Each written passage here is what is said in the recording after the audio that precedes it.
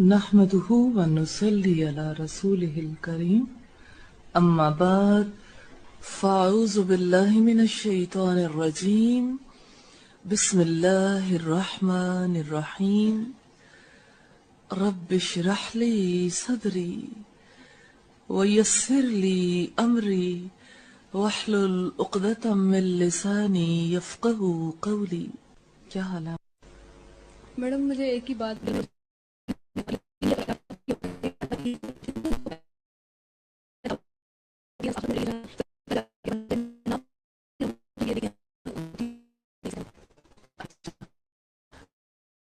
Note کرنے، پھر میں آپ کو ہر نیت کا ایفیکٹ وہ بھی بتانا چاہوں گی. ہم اس کے اوپر بھی ڈسکس کریں گے کہ اس کا کیسا ریزلٹ نکلتا ہے، کس نیت کا کتنا فائدہ ہوتا ہے. ٹھیک ہے. اچھا، طیبہ کی یہ بات بتانا چاہتی ہوں کہ میں کل اچھرا گئی، عید ملن پارٹی تھی، تو جس وقت میں وہاں پہنچی ہوں تو یعنی اتنا دل سے دعائیں پہ نکلی طیبہ کے لیے، اللہ تعالیٰ اسے اپنے لیے خالص کر لے اور شیطان کے ہر شر سے بچا لے. طیبہ نے الحمدللہ وہاں کے لوگوں کے ساتھ جو مل کر ایفرٹ کی، اب تک میں جتنی عید ملن پارٹیوں میں گئی ہوں، رسپانس تو انسان کے اختیار میں نہیں ہوتا نا. محنت کرنے پر اللہ اجر دیتا ہے نا، اور اللہ نے کوئی بھیڑ دیکھنی بھی نہیں ہے. لیکن ایفرٹ اگر کسی کی ہے تو اس کو ضرور سامنے رکھنا چاہیے. کل میں نے فیل کیا کہ ایک اکیلا شخص ایک پورے علاقے کے لیے کتنی بڑی بلیسنگ بن جاتا ہے نا. الحمدللہ بہت بڑی تعداد تھی لوگوں کی، اور وہ ایریا جہاں ہم سوچتے تھے چند دن پہلے بھی کہ یہاں کوئی کام نہیں ہوا، اس ایریے کو کیسے جگائیں، کیسے یہاں تک دعوت پہنچائیں. لیکن الحمدللہ اللہ دل کو ہر ریاکاری سے بچا لے، طیبہ کے دل کو بھی، اور ہر طرح سے اس دل کو خالص رکھے اور اپنے آگے جھکا دے اس دل کو. لیکن مجھے کل بے حد خوشی ہوئی الحمدللہ کہ وہاں کی خواتین نے جس طرح سے کوآپریٹ کیا، اور اتنی بڑی تعداد وہاں موجود تھی. حالانکہ طیبہ اکیلی وہاں کام کرنے والی تھی، طیبہ کے ساتھ وہاں کی خواتین تھی. تو مجھے ایسا فیل ہوتا ہے اس نیت کا بھی بہت دخل ہے کہ میں جن لوگوں کو دعوت دوں گی وہ میرے لیے صدقہ جاریہ بنیں گے. پھر انسان کی ہرس پڑ جاتی ہے نا زیادہ ہوں، کہ میرے لیے زیادہ پودے ہوں، پھل دینے والے ہوں، زیادہ افراد ہوں. پھر انسان ٹکتا نہیں، چین محسوس نہیں کرتا.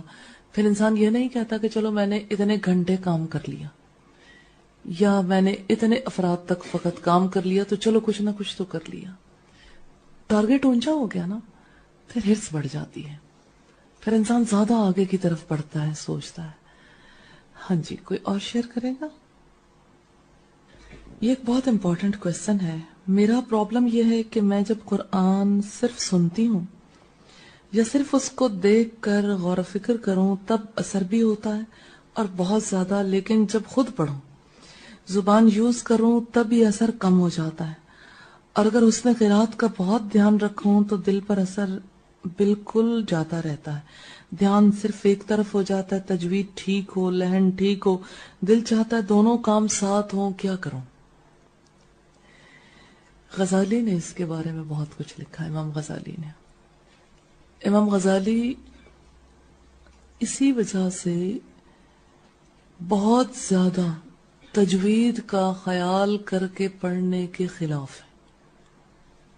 یہ نہیں ہے کہ وہ غنائیت سے پڑھنے کو مناسب نہیں سمجھتے، کہتے ایک لمٹ، ایک حد ہے، کیونکہ غنائیت کی کوئی حد نہیں ہے کہ آپ جتنا بھی اچھا پڑھنا چاہیں، آپ اچھا پڑھنے کی طرف توجہ کریں گے تو آپ الفاظ، اس کی بناوٹ، لہن، ان چیزوں میں گم ہو جائیں گے. اور جو اس کی اصل ہے یعنی اس کا رس ہے، تو اس کے رس کی طرف توجہ نہیں جائے گی. جیسے آپ دیکھیں پھول کے رنگ کی طرف جن کی توجہ ہوتی ہے وہ رس کی طرف توجہ نہیں کرتے. شہد کی مکھی کیا پک کرتی ہے اور ہماری نظریں کیا پک کرتی ہیں؟ دیکھیں کام ہماری نظر بھی وہی کر سکتی ہے جو شہد کی مکھی کرتی. کچھ لوگ ہیں جو صرف رنگوں تک، نزاکت تک، خوشبو تک رک جاتے ہیں، اور کچھ لوگ ہیں جو اس رنگ، اس خوشبو اور اس نزاکت کا تعلق اپنے خالق سے جوڑ دیتے ہیں، وہ رس نکال لیتے ہیں. پھول اپنی جگہ پہ ہے لیکن رس لے لیا، اب شہد بنے گا.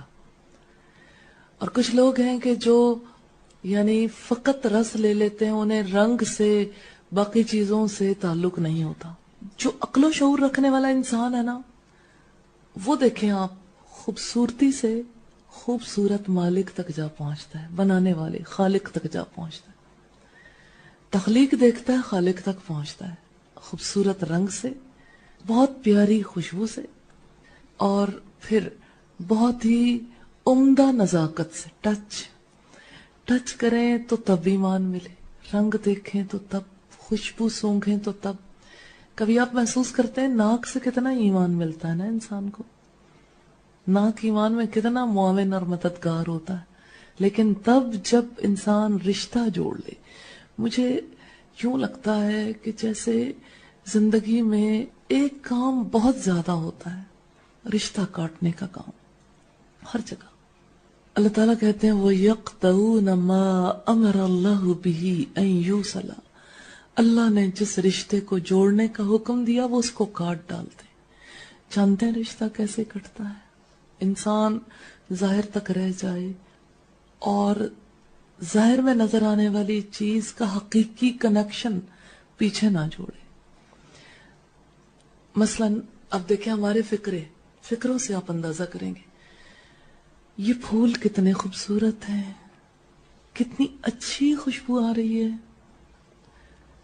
کتنا خوبصورت کلر ہے، موسم کتنا اچھا ہے، بادلوں کا آنا دل کو بہت اچھا لگ رہا ہے، کتنی پیاری ہوا چل رہی ہے، کتنی نرم نرم ہوا چل رہی ہے، کتنی خوبصورت آواز ہے.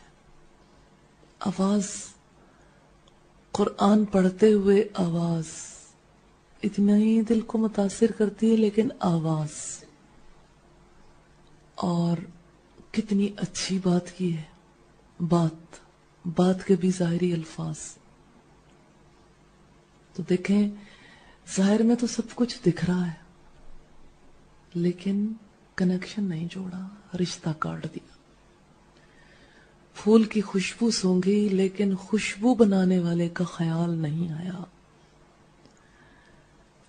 پھول کی نزاکت محسوس کی ٹچ سے، لیکن نازک بنانے والے کا خیال نہیں آیا.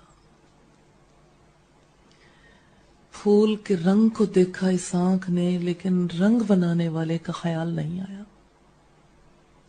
اس کا مطلب یہ ہے کہ ظاہری آواز استعمال کیے، باطنی آواز استعمال نہیں کیے. اور ہیومن بینگز جو ہیں وہ اگر فقط ظاہری آواز استعمال کریں، باطنی آواز استعمال نہ کریں، تو اس کی وجہ سے کنیکشن رب سے نہیں جڑتا، تعلق نہیں بنتا، احساس دل کے اندر اجاگر نہیں ہوتا، تصویر نہیں بنتی، رشتہ کٹ جاتا ہے، رشتہ نہیں جڑتا، رب سے رشتہ نہیں جڑتا. اب دیکھیں، آپ کہتے ہیں، آپ کو کوئی کہتا ہے کتنا مزے کا آم ہے، اتنا میٹھا، اتنا مزے کا اس کا ٹیسٹ ہے، جیسا میرا دل چاہتا ہے بالکل.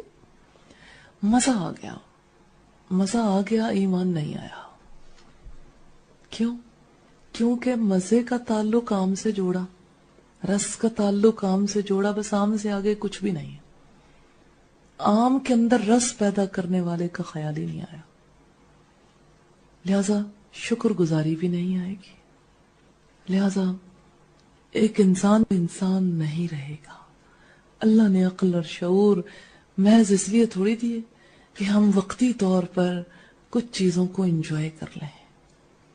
میں نے یہ ساری اگزامپلز اس لیے سامنے رکھی کہ یہ حقیقت واضح ہو جائے کہ ظاہری آواز سے جب ہم کام لیتے رہتے ہیں، باطنی آواز کو جب ہم سلائے رکھتے ہیں، تو ہم حقیقت تک نہیں پہنچ سکتے، حق ہمارے اندر نہیں اترتا. تلاوت قرآن کا معاملہ بھی اسی طرح سے. انسان کو ہمیشہ دو کام کرنے پڑتے ہیں، ایک چیز ظاہر میں ہے اور ایک چیز باطن میں ہے.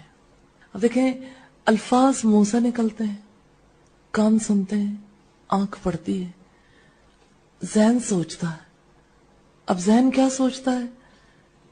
یہ لفظ صحیح طور پر ادا ہو گیا، مخارج کی ادائیگی درست تھی.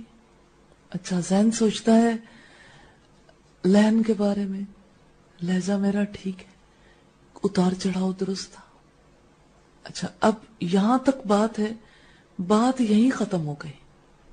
تو ظاہری آواز تک تو رشتہ رہا, باطنی آواز نے اگر کام بھی کیا تو ظاہر کے لیے.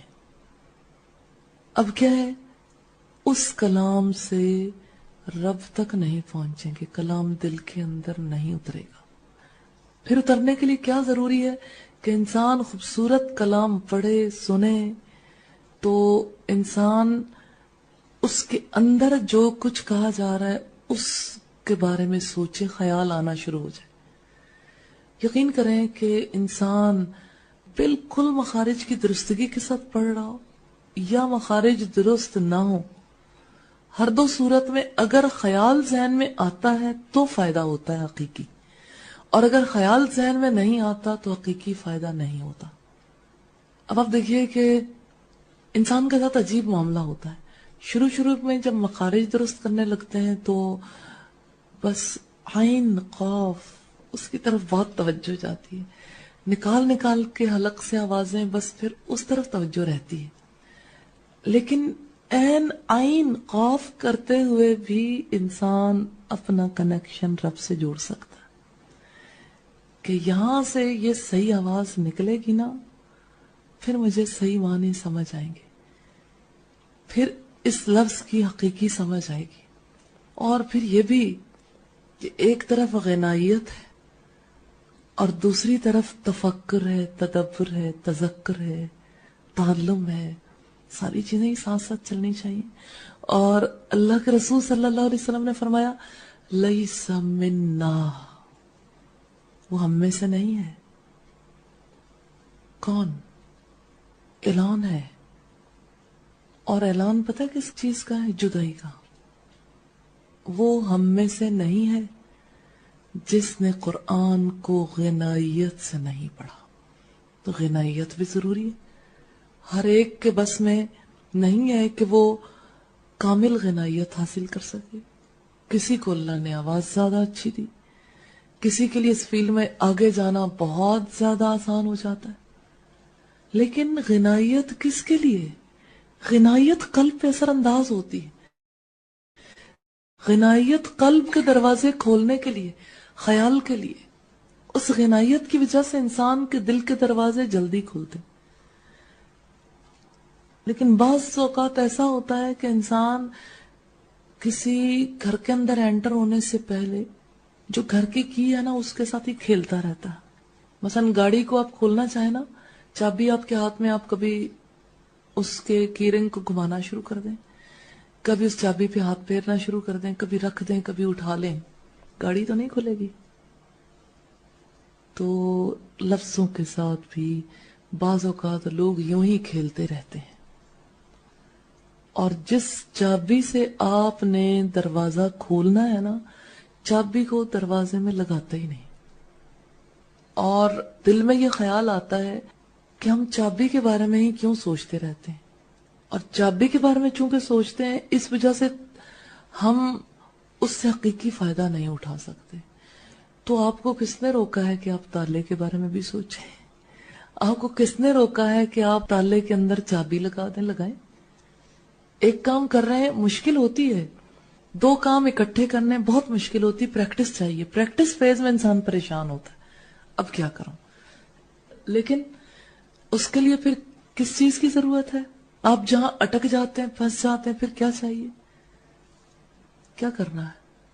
آپ ایک کام کو درست کرنا چاہتے ہیں, آپ اپنے آپ کو صحیح لائن پہ لانا چاہتے ہیں, پھر سب سے پہلا کام کیا کریں گے؟ نیت. اب دیکھیں ہر دفعہ آپ نیت ہی بھولتے ہیں. آپ کو جب بھی میں کوئی بات پوچھتی ہوں نا تو آپ کو یہی یاد نہیں رہتا نیت کرنی تھی. ایسا ہوتا ہے نا, یہ آپ کی اصل پرابلم ہے, نیت خراب ہے. یعنی یہ مطلب نہیں ہے کہ کوئی بری نیت کرتے ہیں, یعنی نیت کا معاملہ خراب ہے, نیت کرتے ہی نہیں, ارادہ نہیں کرتے. تو ارادہ کرنا ضروری ہے نمبر 1. اور دوسرا کام کیا ہے؟ دعا, استعانت باللہ, اللہ کی مدد. اب 2 ہتھیار آپ کے پاس ہیں اور 2 طرح کی کوشش شروع ہو جائے گی، نیت سے آپ کی ذاتی کوشش اور دعا سے اللہ کی مدد. انشاءاللہ کامیاب ہو جائیں گے انشاءاللہ. ٹھیک ہے، مشکل ضرور آئے گی لیکن کامیاب ہو جائیں گے. ہاں جی، کوئی اور شیئر کرنا چاہیں؟ مجھے ایسا لگتا ہے جیسے میرا دماغ سویا ہوا ہے. بعض اوقات بات کو سن بھی رہی ہوتی ہوں، غور سے سنتی ہوں، ایسا لگتا ہے اندر صحیح جذب نہیں ہوتی. اب یہ پرابلم ہے، ڈائیگنوز آپ نے کرنا ہے 5 اسباب میں سے. ٹھیک ہے، 5 ریزنز جو ہے نا اچھی طرح ذہن میں رکھیں ہمیشہ، اور آپ فوراً ڈائیگنوز کیا کریں کہ اصل پرابلم کیا ہے. کھانسی ہے، نزلہ ہے، بخار ہے، سر درد ہے یا پیٹ میں درد ہے، کیا ہے، یہ ڈائیگنوز آپ نے کرنا ہے. ایسا لگتا ہے کہ اندر صحیح جذب نہیں ہوتا. میں چاہتی ہوں ہر بات دل و دماغ میں جذب ہو کر عمل میں آئے. تو میڈم مجھے دروازے کھولنے کا طریقہ بتا دیں. طریقہ تو ہم بار بار دیکھ ہی رہے ہیں. نمبر 1 کیا ہے؟ نیت. دوسری چیز کیا ہے؟ دعا. تو آپ نیت کر لیں کہ دل کے دروازے کو کھولنا ہے اور دعا کریں رب سے، یا مقلب القلوب ثبت قلبی علی دینک. اور اللہ سے دعا کریں. دیکھیں، سوئے ہوئے کو جگانا بظاہر مشکل لگتا ہے لیکن اتنا مشکل نہیں ہے. نیت سے انشاءاللہ تعالی اللہ تعالیٰ آسانیاں کریں گے. اب مجھے آپ بتائیں گے کہ 5 ریزنز میں سے کون سی ریزن ہے کیسے انسان کا ذہن، اس کا دل سو جاتا ہے. سویا ہوا دل ہے. ہاں جی، بتائیں گے کیا پرابلم ہے؟ آئینے کی حد سے خود کو دور رکھا ہوا ہے. اچھا، ہاں جی. دل گناہوں سے آلودہ ہے. اچھا، اور؟ ہاں جی. دل کی ڈائریکشن ٹھیک نہیں. علم کو اور دل کو پراپر اینگل پہ نہیں رکھا. اچھا، ڈائریکشن ٹھیک نہیں. اچھا اچھا، رینج میں نہیں ہے. پہلی آپشن پہ کیوں نہ ہے؟ دل اچھا نہیں ہے. دل کون سا اچھا نہیں ہوتا؟ ران. ران کا لفظ قرآن حکیم میں استعمال ہوا ہے کہ انسان کا دل زنگ آلود ہو. دل اچھا نہ ہو، مٹیریل اچھا نہیں ہے. دوسرے میں بھی یہی بات آ جاتی ہے کہ انسان کے دل کے اندر کدورت آ جائے، انسان کے دل گناہوں سے آلودہ ہو جائے. دل کا جو بیسک میٹیریل ہے نا، دل کیا ہے؟ گوشت کا ٹکڑا جس کے اندر لہو ہوتا ہے، یہ مراد ہے. ہاں، دل کیا ہے؟ کیا اچھا نہ ہو. ہم جب کہتے ہیں دل اچھا نہیں ہے، ہم نے پڑھا تھا اسے، آئینہ اچھا کب نہیں ہوتا. اب آپ دیکھیے یہ چیزیں خود بخود حل ہوں گی. آئینہ کب اچھا نہیں ہوتا؟ مٹیریل اچھا نہیں ہوتا. کیا مٹیریل ہو اس کا تو اچھا نہیں ہوتا. لوہے کا بنا ہوا تو وہ نہیں چمک آئے گی، اور کوالٹی اچھی نہیں ہے اس کی وجہ سے بھی صحیح شکل نہیں بنے گی. تو یہ قلب جو ہے نا، یہ کس چیز کا اظہار ہے؟ ہم نے ابتدا میں 4 ٹرمینالوجیز دیکھی تھی. قلب کیا ہے؟ اللہ ہے. یہ اللہ جو ہے، اس کا بنیادی میٹیریل کیا ہے؟ کس چیز سے انسان حقیقت کا ادراک کرتا ہے؟ عقل کے لیے کس چیز کی ضرورت ہوتی ہے؟ علم اچھا نہیں ہے. علم کو مزید پختہ کرنے کی ضرورت ہے. دوسرے اسباب بھی ہیں لیکن میں اس طرف اس لیے لے کے آئی ہوں کہ یہ پتہ لگ جائے کہ پہلی خرابی بھی موجود ہے. علم پختہ نہیں ہے، اچھا نہیں ہے. اور اسی طرح سے یہ ہے کہ دل گناہوں سے آلودہ ہوتا ہے، استغفار زیادہ نہیں ہوتی ہوگی، پھر توجہ نہیں ہوتی، پھر اسی کی وجہ سے حجاب آتا ہے. تو ایک بات بھی ہو سکتی ہے، ساری باتیں بھی ہو سکتی ہیں. استغفار کریں کثرت سے، سادہ پڑھیں، جھک کے اللہ کے آگے کہ یا اللہ پچھلے گناہ دھو ڈالیے کہ میرا دل آلودہ ہے. یہ دل سو گیا، غافل ہو گیا. غافل کون سا دل ہوتا ہے؟ جو حقیقت کا ادراک نہیں کر سکتا. غفلت ہے نا، سب کچھ اوجھل ہونے لگتا ہے. علم کی کمی سے انسان کہاں تک جا پہنچتا ہے؟ حق کا ادراک نہیں کر سکتا، حق کو شناخت نہیں کر سکتا، پہچان نہیں سکتا. آن لائن کوشچن ہے یہ ملتان سے. میں یہ سوچتی ہوں کہ اگر میں نے ان کو نہ بتایا تو ان کا قرض رہ جائے گا اور کل یہ اللہ سے شکایت کریں گے. دعوت کے حوالے سے میرے دل میں یہ نہیں ہوتا کہ یہ لوگ بچ جائیں، بلکہ یہ ہوتا ہے کہ میرا کام پورا ہو جائے. تو یہ ادھورا ہے نا کام، کہ صرف انسان سیلف سینٹرڈ ہو جائے. دعوت میں اخلاص آتا ہی تب ہے جب انسان دوسرے کے دکھ کو محسوس کرے اور دوسرے کو بچانا چاہے. یہ چیز بھی آپ ہی کو فائدہ دے گی، آپ کا دل خالص ہوگا. آپ جب دوسروں کا درد دل کے اندر رکھیں گے، اس درد کی وجہ سے آگے بڑھ کر بچانے کی کوشش کریں گے، یہی چیز آپ کے اعمال کو خالص کرے گی. اس کی وجہ سے آپ کو سچی دولت ملے گی، ایمان ملے گا. اس کی وجہ سے اعمال صالح کرنے کا انشاءاللہ تعالی موقع ملے گا. ہاں جی، کوئی اور بات؟ آگے بڑھیں پھر. اچھا دیکھیں، ان ساری باتوں کو شیئر کیے بغیر اگلی بات آپ سیکھ سکتے تھے. تو آج یہ پتہ لگ گیا کہ کوئی بھی کام صحیح کیوں نہیں ہوتا. کیوں نہیں صحیح ہوتا؟ نیت. الحمدللہ. ایسا نہ ہو تھوڑی دیر بعد آپ پھر بھول جائیں کہ نیت کرنی تھی. انما الاعمال بالنیات. نیت بڑی چیز ہے، ارادہ بڑی چیز ہے. تو اللہ تعالیٰ کہتے ہیں ہم نے آدم کو عزم میں، ارادے میں کمزور پایا. جی میم، جو آپ نے بتایا تھا نا کہ کسی کے علم پر بھروسہ کرنا، تو اس چیز کی سمجھ نہیں آ رہی نا. جیسے ہم لوگ فیصل آباد میں تعلیم قرآن کر رہے تھے نا، تو ایک مسئلہ آپ نے بتایا تھا، تو میں نے گھر جا کے اپنی کزن کو اس کے بارے میں بتایا نا. اس کے بارے میں کافی اختلافات ہیں. تو اس نے کہا کہ نہیں، یہ تو اس طرح ہو ہی نہیں سکتا. تو میں کافی دیر سے بتاتی رہی، لیکن اس نے کہا کہ جب ساری دنیا ایک طرف ہے، تو یعنی کہ میڈم نے یہ بالکل انوکھی بات کہی ہے. تم نے میڈم کی بات پر اعتبار کر لیا نا، تم نہ میری بات مانو نہ میڈم کی، تم خود کیوں نہیں تحقیق کرتی ہو. تو یہ چیز مجھے ہو رہی ہے کہ یعنی جو آپ بتاتی ہیں تو اس پہ عمل کر لیتے ہیں، تو وہ بھی کیا کسی کے علم پر بھروسہ ہے، یا ہم اس کی بھی تحقیق کیا کریں؟ تحقیق کرنا تو ضروری ہے، تحقیق کرنے سے ہی آپ آگے جائیں گے. لیکن میم جو آپ اگلا کا سٹیپ یہی ہے نا، یعنی یہ ہے کہ آپ یہ دیکھیں کہ جو استاد آپ کو بتا رہا ہے، آیا وہ اپنی باتیں کرتا ہے، یا یہ ہے کہ قرآن اور حدیث کے مطابق. آپ نے تجربے سے کیا پایا ہے کہ کوئی میں نے چیز قرآن و سنت سے خلاف میں نے اسے یہ نکلتی؟ بتایا تھا کہ میم کبھی حق بات کے علاوہ ان کے کبھی نہیں، یعنی انہوں نے بات کہی نہ کہتی، لیکن نہیں ساری دنیا ایک طرف ہے، تو یہ انوکھا مسئلہ کیسے، یہ تم خود تحقیق کرو نا. تو میں کہہ رہی تھی کہ اب جس طرح میم کا ہاں نالج ہے اس ہمارا کا تو نہیں نا نہیں ویسے ہو ٹھیک ہے، سکتا. لیکن اس کا پوائنٹ آف ویو ہے ٹھیک، کہ ایک چیز آپ کو انوکھی محسوس ہو رہی جب آپ خود اپنی آنکھوں سے پڑھیں گے، حق الیقین تک پہنچ جائیں گے. آپ جو ہے آپ کو پتہ لگ جائے گا کہ واقعی جو بات کہے گی میں نے خود پڑھی، میں نے خود تحقیق کی، واقعی یہ بات درست ہے. تو آپ کو آگے آنا چاہیے. یہ بات اس کی بالکل ٹھیک ہے، تحقیق کرنی بڑی ضروری ہے. تو یہ مشورہ، بے شک بات اس کی ٹھیک نہ ہو، مشورہ بالکل ٹھیک ہے.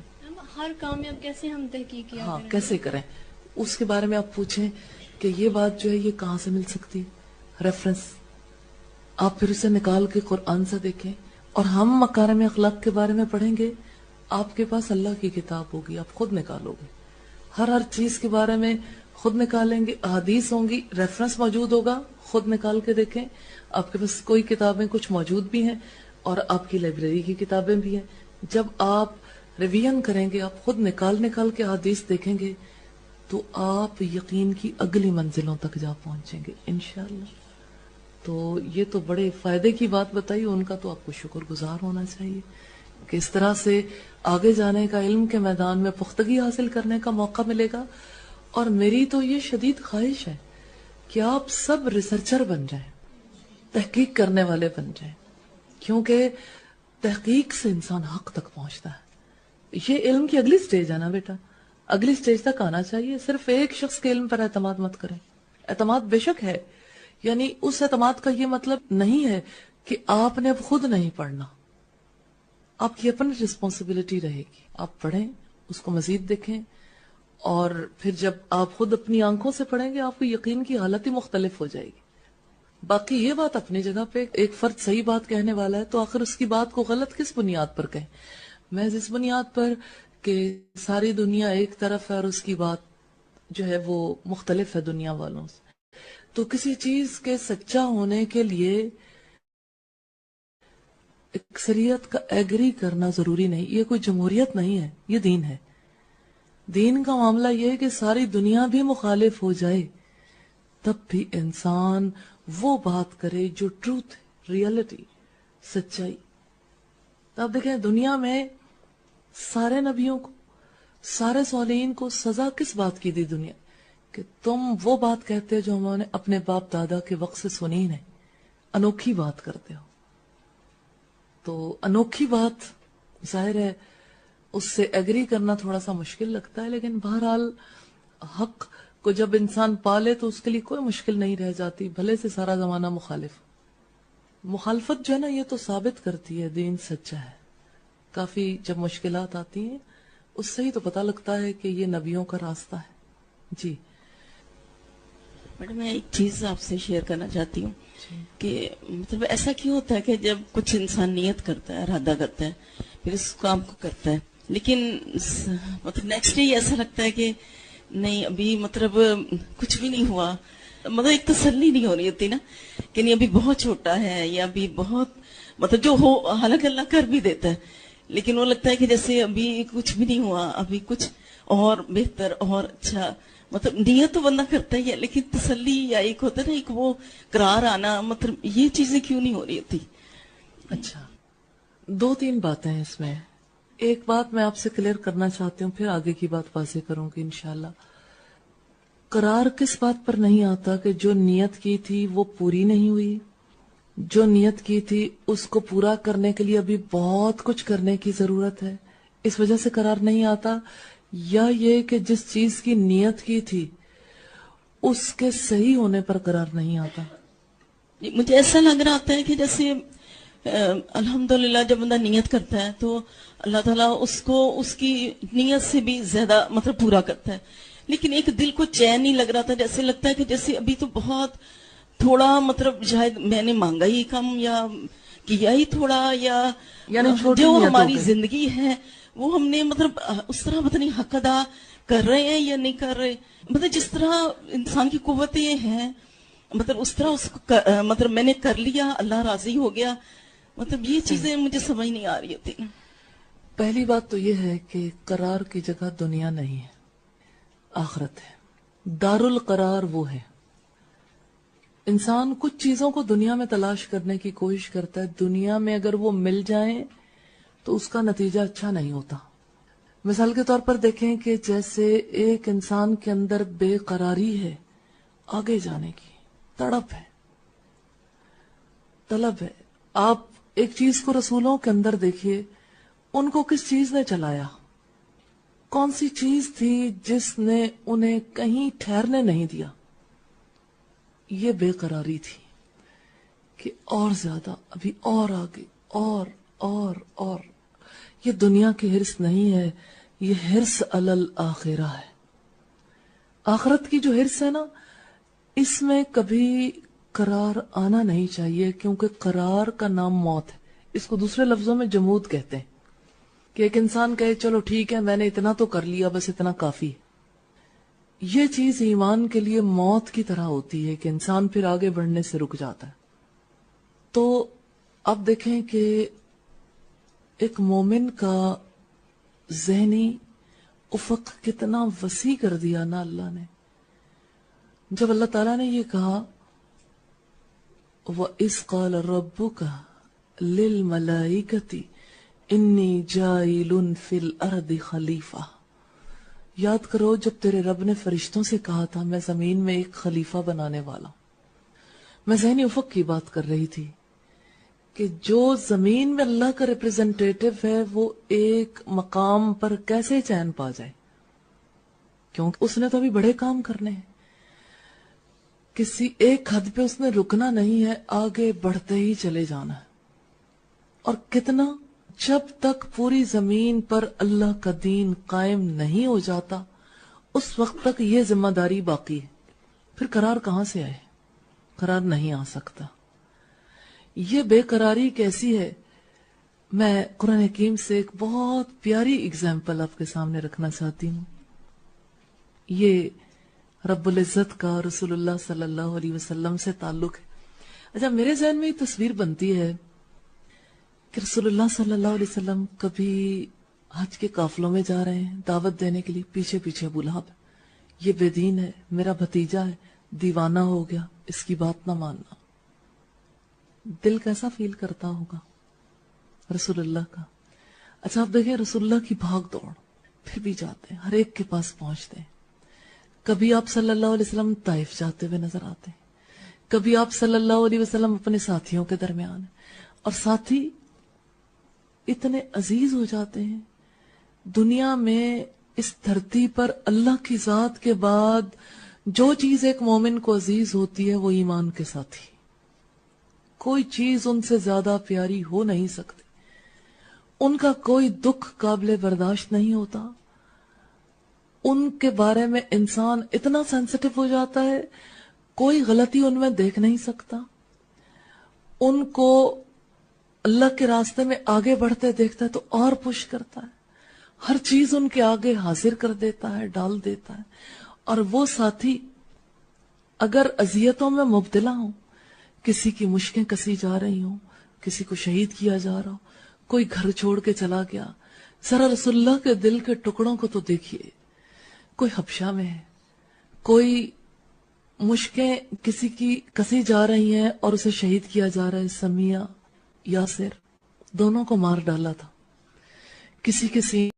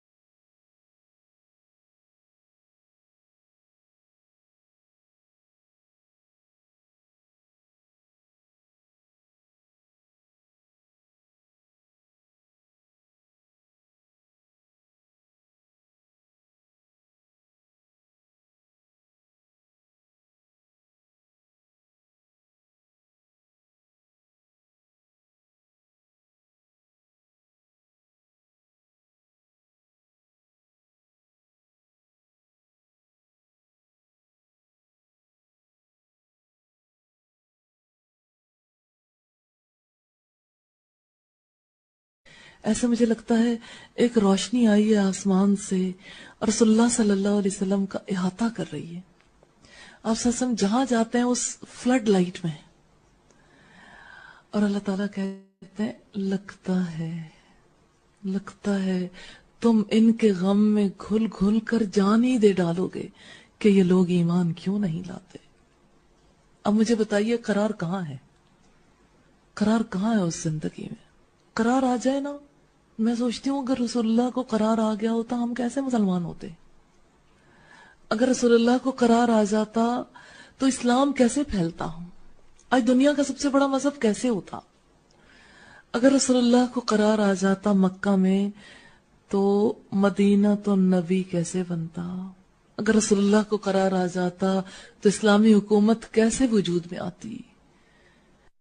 اگر رسول اللہ کو قرار آ جاتا تو عمر فاروق کے دور میں اسلامی سرحدوں کی وسعت پوری دنیا تک کیسے ہو جاتی؟ یہ رسول اللہ کی بے قراری تھی جو صحابہ کرام میں اتر آئی، ٹھہرتے نہیں تھے.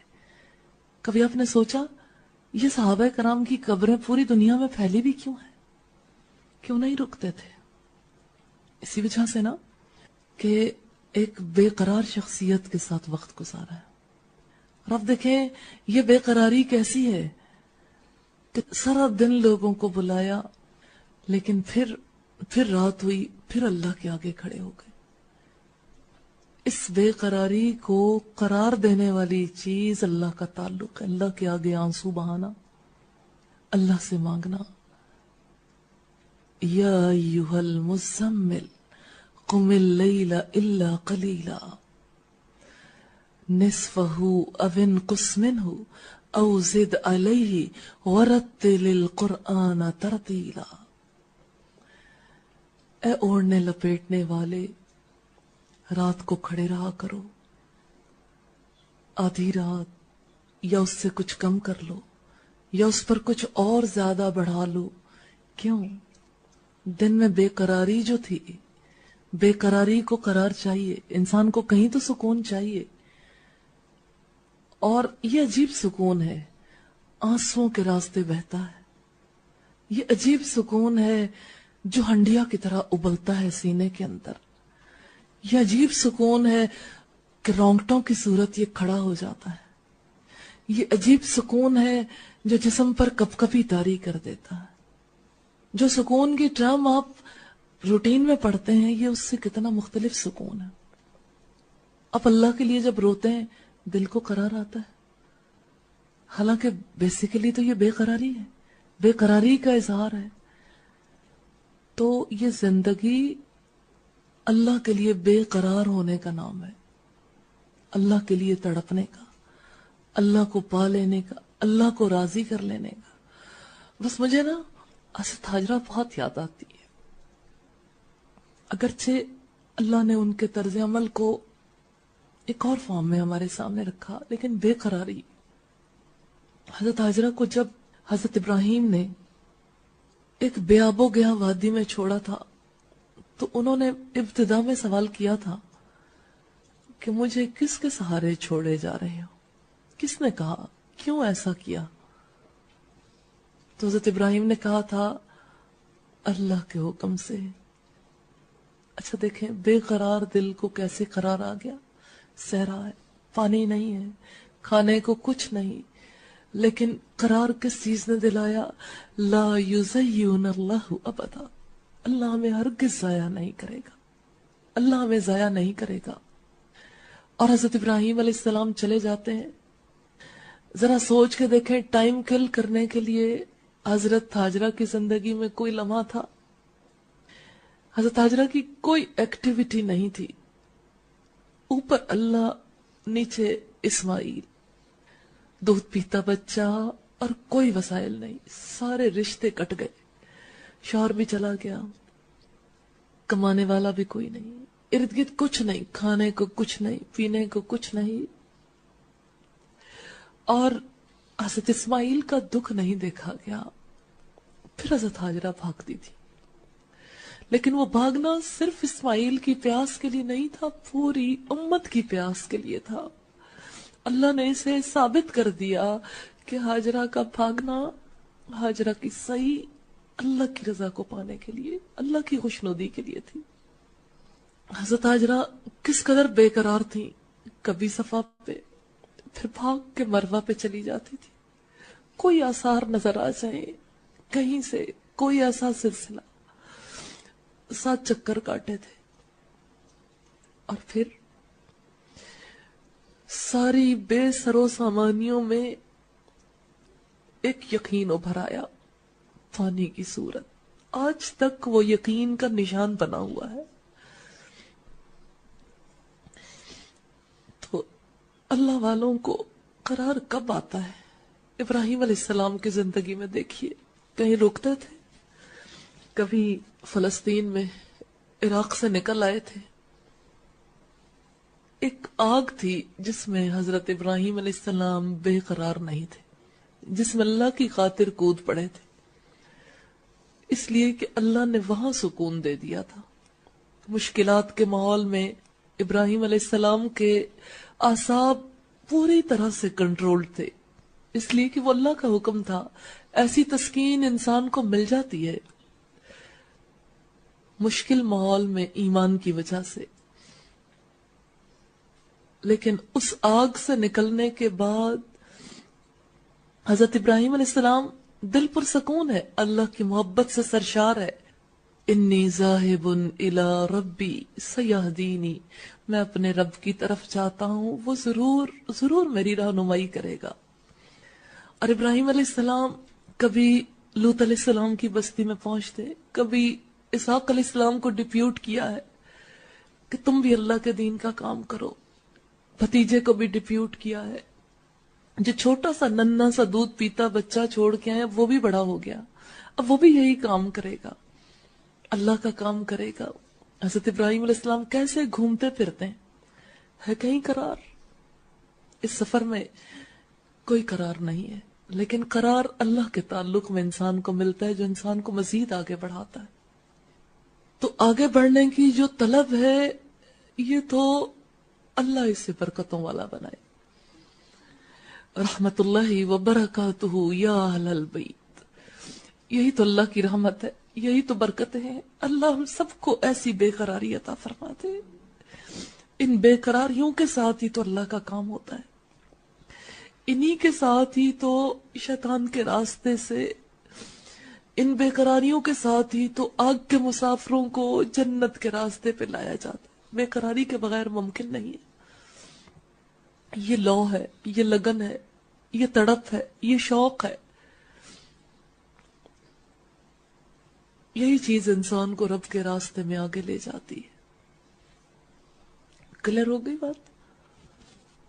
کوئی اور بات پوچھنا ہے؟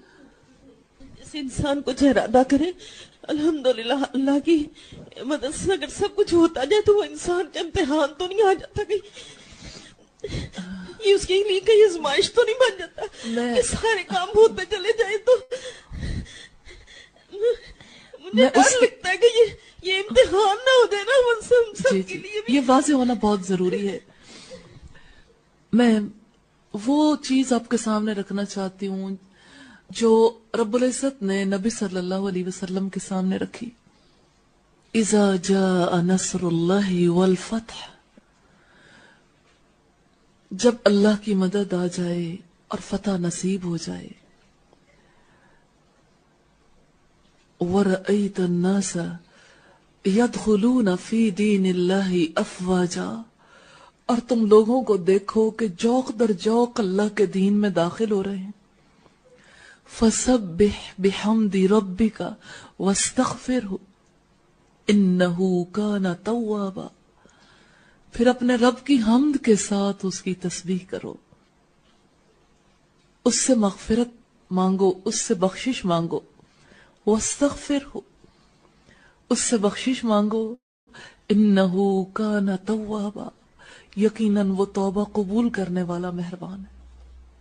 سب سے بڑھ کر توبہ قبول کرنے والا.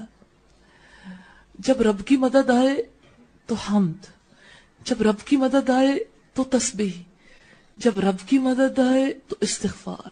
بے یقینی نہیں, اس موقع پر یقین.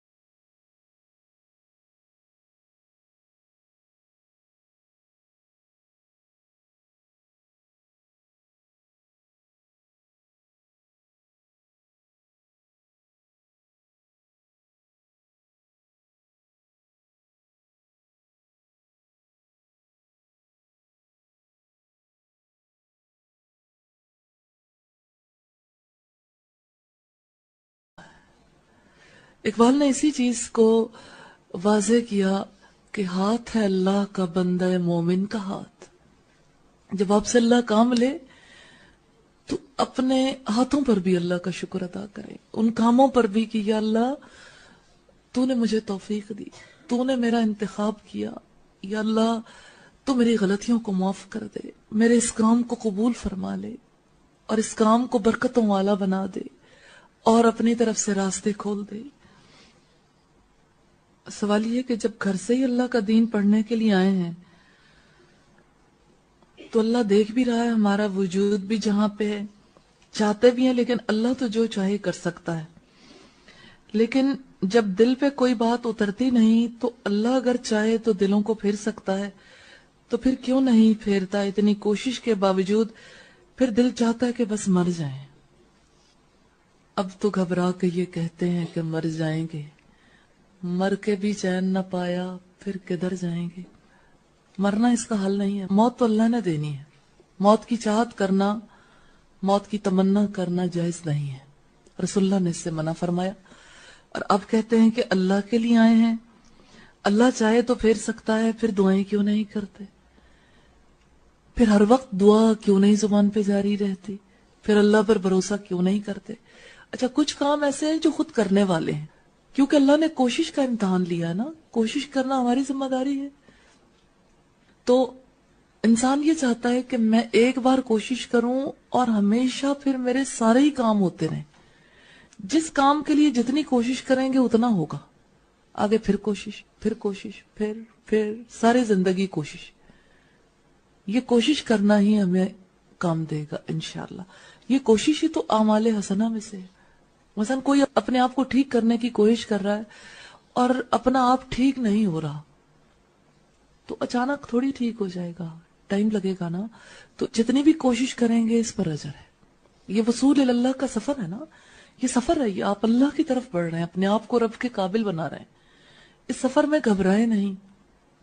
ये मैं आपको किसी का एक्सपीरियंस बताना चाहती हूँ कि किसी ने मुझसे कहा कि मैं जब डिप्रेशन में चली गई तो मेरे लिए ये बर्दाश्त करना बेहद मुश्किल हो गया कि मेरा जो बच्चा है उसकी ज़हनी उम्र अभी इतनी कम है, वो समझ नहीं सकता। कहती मैंने सोचना शुरू किया कि बच्चा कब बड़ा होगा, कब इसे समझ आएगी। तो कहती है कि इस प्रोसेस में मैं अपने आप को जमा नहीं सकी। मेरे दिल के अंदर इतनी शदीद घबराहट पैदा हुई कि मुझे लगा कि सब कुछ खत्म हो जाएगा, बस इस बच्चे को कभी समझ नहीं आएगी और कभी शायद ये बड़ा ना हो सके। तो देखें, बीज बोने के बाद फसल उसी वक्त थोड़ी ले लिया करते हैं। बीज को उगते हुए, तनावर दरख्त बनते हुए टाइम लगता है।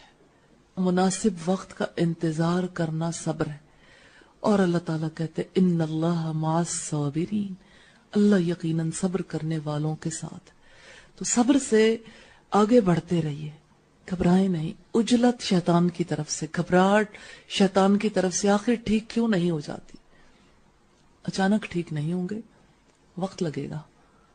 और वक्त कितना लगेगा? आह को चाहिए एक उम्र असर होने तक, पूरी उम्र चाहिए। पूरी उम्र में अपने आप को ठीक करने की कोशिश करेंगे इंशाल्लाह। ऑनलाइन क्वेश्चन है मुल्तान से, नेकी का इरादा भी करते हैं, जरा अल्फाज देखिएगा, फिर उससे हल खुद ब खुद निकल आएगा। नेकी का इरादा भी करते हैं। अच्छा, भी का लफ्ज उर्दू जुबान में कब इस्तेमाल होता है? जब कई काम कर रहे हो, लेकिन बड़ा काम कोई और है, साथ में ये भी कर लिया। क्लियर हो रही है बात? अच्छा, जब नेकी का इरादा भी करते हैं, नियत भी खालिस होती है, यानी कुछ और भी खालिस होता होगा, मगर काम नहीं होता, इसके बारे में क्या गुमान करें?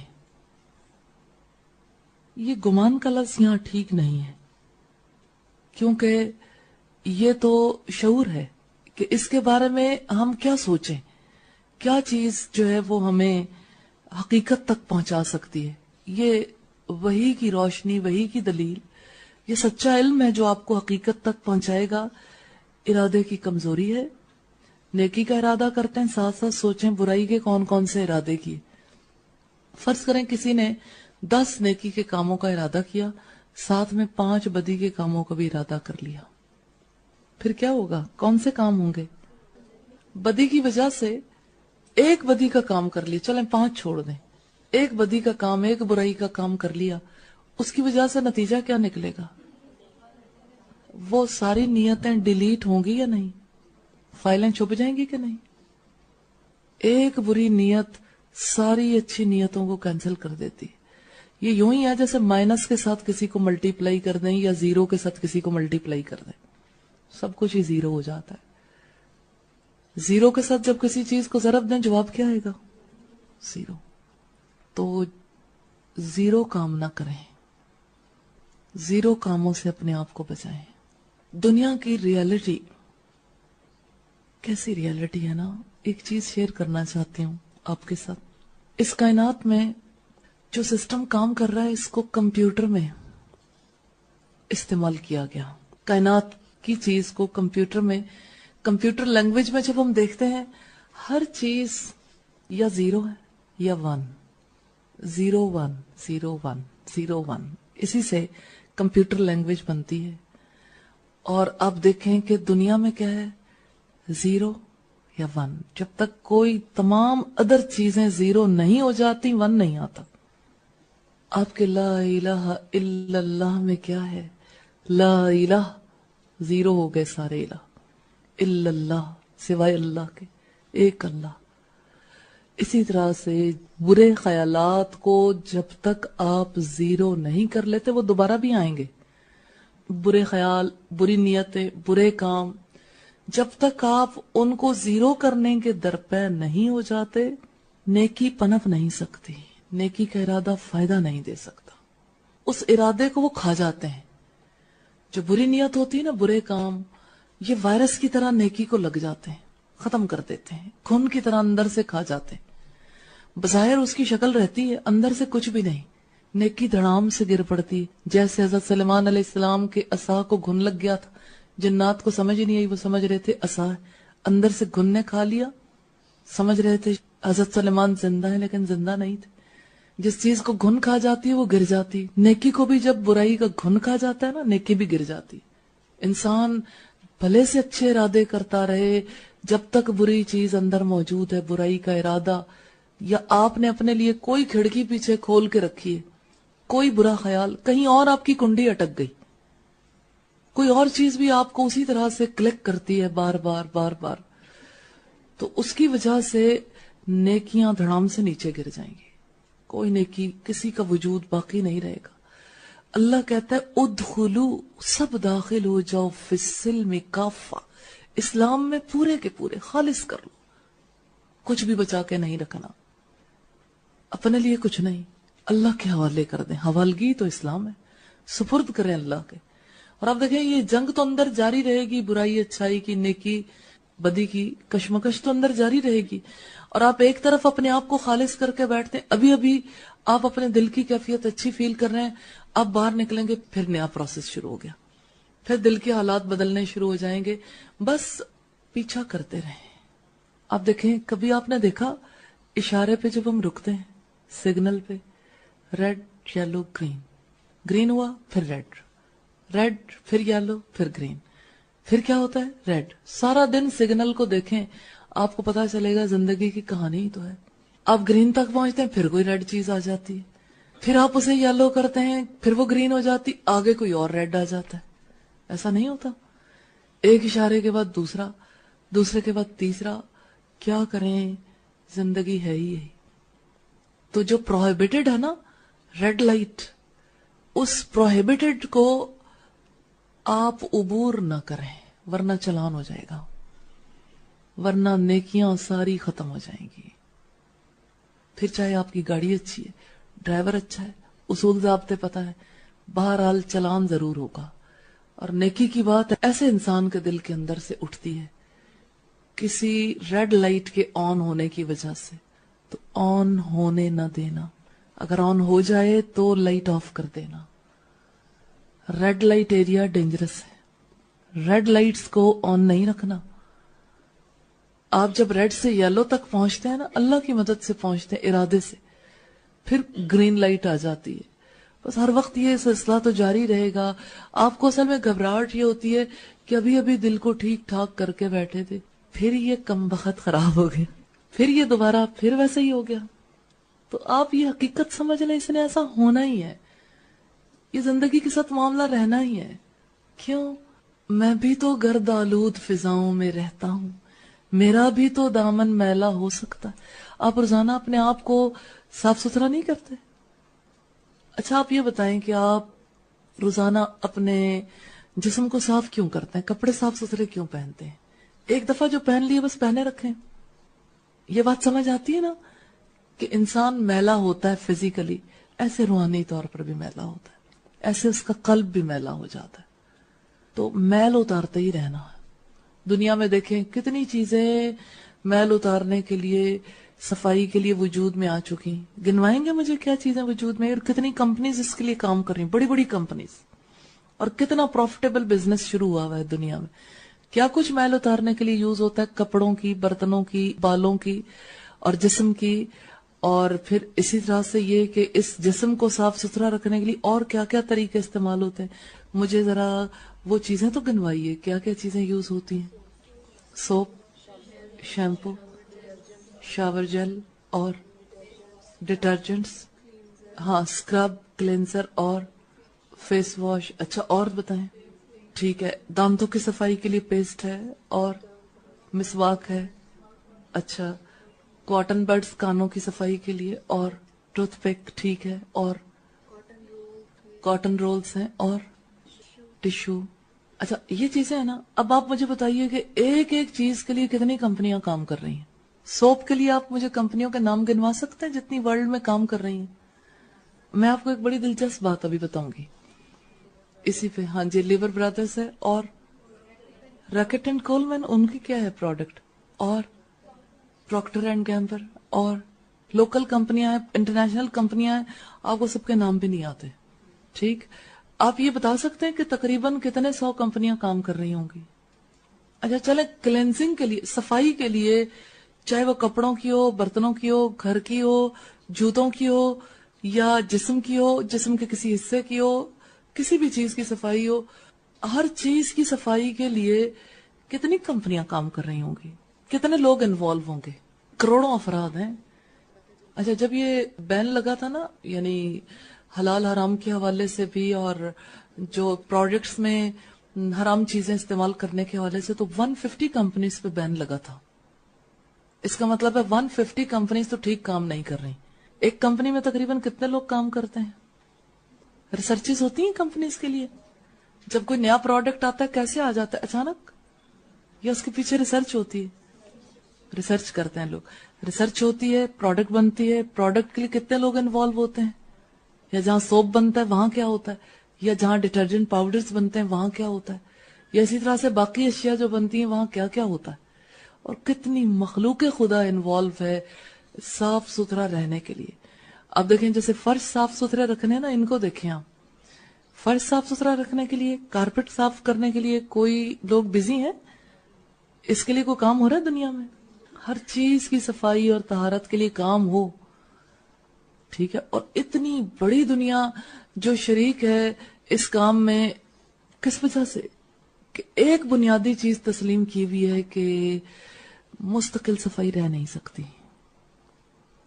اور چیزیں میلی ہو جاتی ہیں اور ان کو صاف کرنا پڑتا ہے. لیکن اپنے بارے میں یہ بات کیوں دل میں آتی ہے کہ ایک بار کر لیں تو مستقل ہی رہ جائے؟ دل بھی میلا ہوتا رہتا ہے مستقل، انسان کا شعور بھی میلا ہوتا رہتا ہے مستقل. یہ کام تو ہونے ہی ہے. ہم نے کیا کرنا ہے؟ یہ تسلیم کر لینا ہے کہ گندا ہونا ہے، خرابی آنی ہے، ٹھیک رکھنا.